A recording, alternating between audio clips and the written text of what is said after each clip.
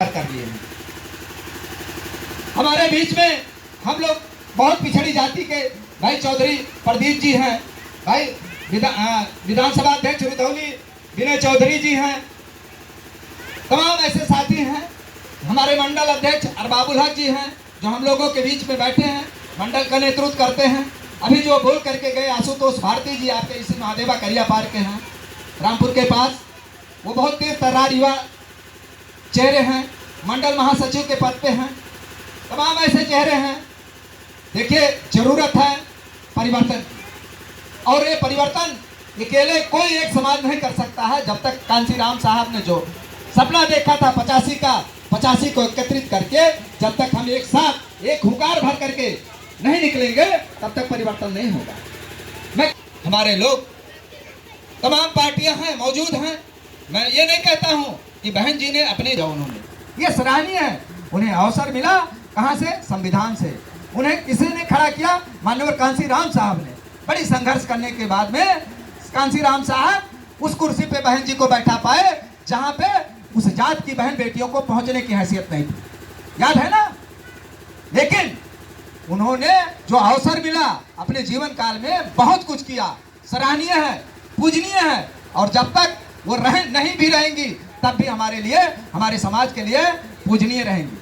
होता क्या है, परिवर्तन इसलिए जरूरी है कि अगर बाबा साहब अपना कार्य करके गए, बाबा साहब के जाने के बाद में बीच का जो अरसा रहा, सन 1956 में जब बाबा साहब चले गए, उसके बाद में कांसीराम साहब आए 10-15 वर्ष के बीच में बाद। लगता था कि बाबा साहब हम लोगों के बीच से चले जाते, अगर कांसीराम साहब जैसा योद्धा ना आया होता तो हमारे लोग बाबा साहब को भूल गए होते। फिर कांसीराम साहब लगातार संघर्ष किए। जिस समाज की बहन बेटियों को लोग पैर की जूती समझते थे, कांसीराम साहब पैदल और साइकिल चला करके उस भारत के जो सबसे बड़ा राज्य था उत्तर प्रदेश, उस कुर्सी पे बहन जी को बैठा करके उन्होंने दिखाया। उस समय मनुवादियों की कुर्सी हिल गई थी।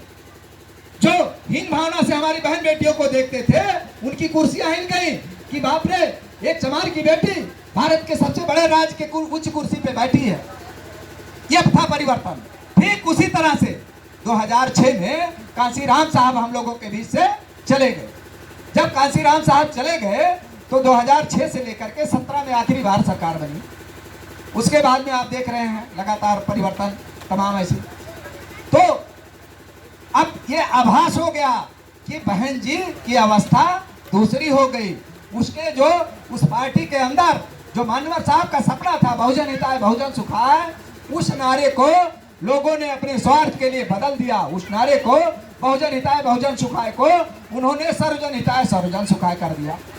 नतीजा सामने है। वो सुख तो ले लिए, लेकिन समाज को वहां ढकेल दिए जहां से समाज आजादी के पहले से पहुंचा था। हमारे आशुतोष जी ने कहा, हमारे पूर्वजों ने पीछे झाड़ू आगे मटकी लेकर के चले हैं। ठीक उसी तरह से आज हमारे नौजवान हाथों में शराब और पीछे कर्जा लेकर के चल रहे हैं। यही सच्चाई है। नशा जो नशे की हालत में है, रूप बदला है। ये मत सोचिए कि हमारे पूर्वज हांडी और झाड़ू लेकर के चलते थे तो हम नहीं चल रहे हैं, चल रहे हैं, उससे ज्यादा विकराल रूप में है। हमारा नौजवान शराब की नशे में हमेशा लत में पड़ा रहता है। कोई ऐसी नशा नहीं बची है जो हमारे नौजवानों में ना पाई जाए। बताइए, वो कर्ज की हांडी पीछे पूरा बैग सूटकेस लेकर के चल रहा है। समाज को क्या देगा वो? कहां से परिवर्तन होगा? मैं कहता हूं, वोट की बात आती है। वोट बस्ती में 5 विधानसभाएं हैं। आज 10-20 हजार वोट हर बार दे दीजिए बहन जी को, उससे परिवर्तन नहीं होना है। हुआ, लोगों ने दिया भी, क्या हुआ नतीजा? उससे कोई नहीं। आप विचार करिए, अगर दुश्मन को पटकना है तो कुर्बानियां देनी पड़ेगी, त्याग करना पड़ेगा, और परिवर्तन तभी होगा जब विजय निषाद जैसे, भाई विनय चौधरी जैसे, भाई अरबाबुल हक जैसे नौजवान साथी निकल करके अगर आपके मोहल्ले में, इस गांव में समझाने आए हैं, तो कहीं ना कहीं समाज की पीड़ा है। यकीन मानिए, हमारे धनघटा के साथी हैं विधानसभा अध्यक्ष जी, हम लोगों के बीच रणविजय जी बैठे हैं। क्या जरूरत थी?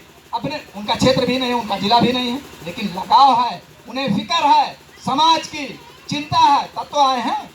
हमारे लोगों जो साथी आए हैं इतनी दूर दूर से, 50-60 किलोमीटर की दूरी से, वो आपसे पैसा मांगने नहीं आए हैं।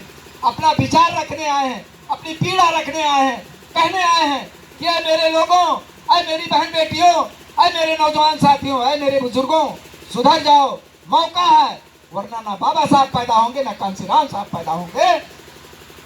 इस बात को समझिए, परिवर्तन बहुत जरूरी है। और जो लोग परिवर्तन नहीं सोचते हैं वो कीड़े मकोड़े की जिंदगी मर जाएंगे।